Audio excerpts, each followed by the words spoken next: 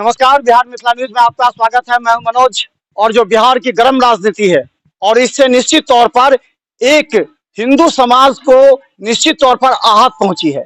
सवाल यह है कि क्या बिहार में कोई प्रवचन देने के लिए अगर कोई साधु संत महात्मा आएंगे तो उन पर रोक लगनी चाहिए?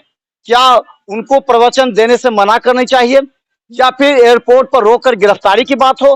क्या ये जायज है? आज हम लहरियासराय के हनुमान मंदिर में हैं और यहाँ पर हम जानने का प्रयास करेंगे ये जो हो रहा है बिहार में, कितना इसको सही मानते हैं?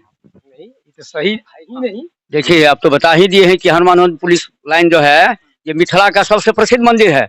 बहुत बड़ी आस्था यहाँ से जुड़ी है और धीरेन्द्र शास्त्री भी हनुमान जी को ही मानते हैं। ये दुर्भाग्यपूर्ण बात है बिहार के लिए कि जहाँ भगवान बुद्ध गौतम यहाँ हुए, ज्ञान पूरे विश्व में फैलाया गया है, यहाँ कुछ नेता लोग ऐसे हैं जो भावना से ग्रसित होकर के उनको लगता है किसी पार्टी को वोट मिल जाएगा। साहब, हम लोग हिंदू धर्म वाले हैं और कोई संत आते हैं और प्रवचन देते हैं, उसका हमें लाभ लेना चाहिए जितनी आपकी क्षमता हो। और ये लोग जो राजनीति कर रहे हैं कि गिरफ्तारी करेंगे इनका, उनको मैं क्या कहूँ, कुछ भी हो सकता है उनके लिए, उनकी हार होगी। अब ये हमको कहना नहीं चाहिए। ये कह रहे हैं कि हिंदू मुस्लिम करने के लिए आ रहे हैं। गलत बात है। ये हिंदुस्तान में रहने वाले सभी हिंदू है। मुस्लिम धर्म जो है उनका भी धर्म है, उसको हम लोग कोई भी हिंदू धर्म अवलंबी जो है उस पर आहत नहीं पहुंचाना चाहता है। लेकिन मैं पूछता हूँ आपसे, आपके माध्यम से, अभी कोई गुरु दूसरे धर्म के आ जाए उन पर कोई लोग बोल पाते हैं? कोई नहीं बोल पाते हैं। मुस्लिम धर्म का आ जाए, इस्लाम वाले, ईसाई वाले आ जाए। लेकिन ये क्या दुर्भाग्यपूर्ण है कि जो सनातन धर्म का ये भारतवासी हम लोग हैं, इनके ही गुरु पर में इस तरह का प्रहार किया जाता है। अरे उन्होंने सेना तैयार कर लिया रोकने के लिए, पूरा एयरपोर्ट से रोके जाएंगे। नौबतपुर गांधी मैदान में जो कार्यक्रम था उसको रोक दिया गया, नौबतपुर में लिए नहीं लिया गया। तो आपके माध्यम से हम कहना चाहते, उन्होंने भी कहा दिया कि हनुमान की सेना हमारे साथ है।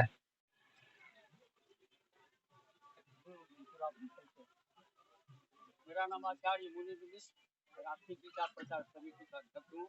हम लोग गीता प्रचार का कार्यक्रम करते हैं। यहाँ आरती में श्रद्धा से जुड़े हुए हैं। प्रतिदिन सुबह यहाँ भव्य आरती होती है हनुमान जी की। बहुत सारे लोग यहाँ आते हैं, तो सनातन धर्मावलंबी हैं।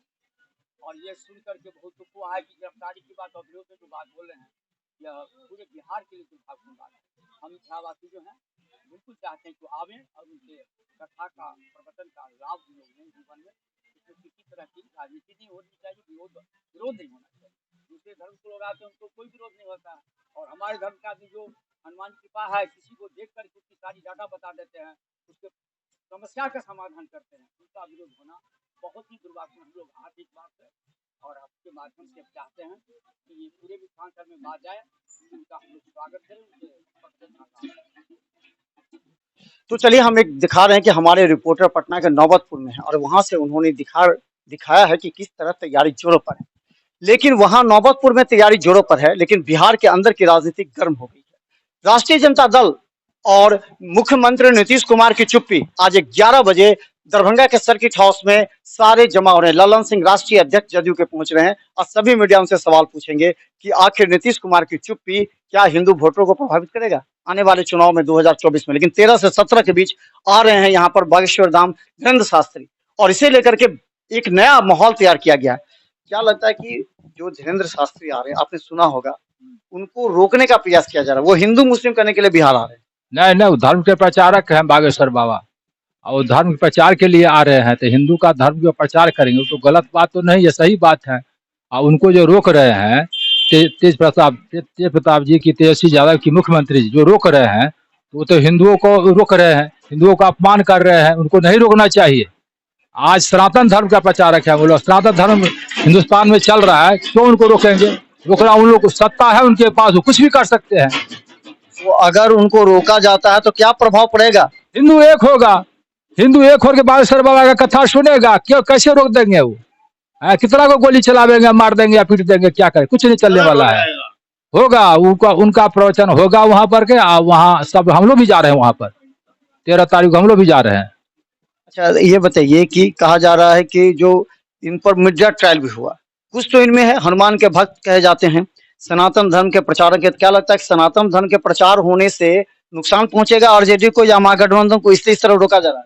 सनातन धर्म के प्रचार होने से वो जो प्रचार कर रहे हैं उन पर विश्वास हिंदुओं का ज्यादा हो रहा है, विश्वास बढ़ रहा है। इसीलिए हिंदू जो एकत्र हो रहे हैं, इसीलिए तेज प्रताप, तेजस्वी यादव की मुख्यमंत्री नीतीश कुमार सब उनको रोकने का प्रयास कर रहे हैं कि हिंदू का ध्रुवीकरण नहीं हो, और हिंदू बटेगा तब न उनको फायदा होगा मुख्यमंत्री जी को, इसीलिए उनको रोकने का प्रयास कर रहे हैं। हिंदू को बांटने का प्रयास।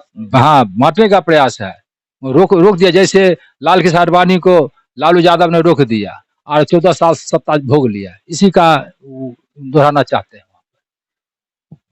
क्या लगता है कि ये बागेश्वर धाम धीरेन्द्र शास्त्री को रोकना भाजपा वोटर को एकत्रित करना है? क्या जाति धर्म में बटे हिंदू वोटरों को एक करने का प्रयास है? और ये तेज प्रताप यादव भाजपा के एजेंट के रूप में कह रहा है कि बी टीम में काम कर रहे हैं भाजपा के। नहीं, वो बीजेपी के बी टीम के लिए काम नहीं है। वो बीजेपी के लिए काम नहीं कर रहे हैं बागेश्वर बाबा। वो सनातन धर्म का प्रचार कर रहे हैं। हिंदू को हिंदू बनाने के लिए उनका प्रयास है। सनातन धर्म कैसे जिंदा रहे भारत में, इसके लिए बागेश्वर बाबा जहां तहां घूम करके इसका प्रचार कर रहे हैं। ये राजनीति वाली बात नहीं है।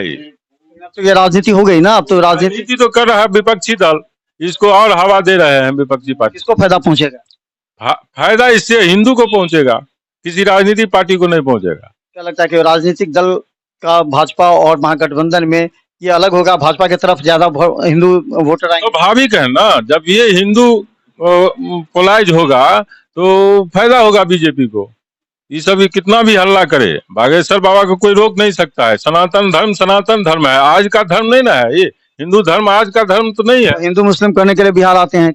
नहीं, हिंदू मुस्लिम करने के लिए नहीं है। सनातन धर्म का ध्वजावाहक हो गए हैं बागेश्वर बाबा।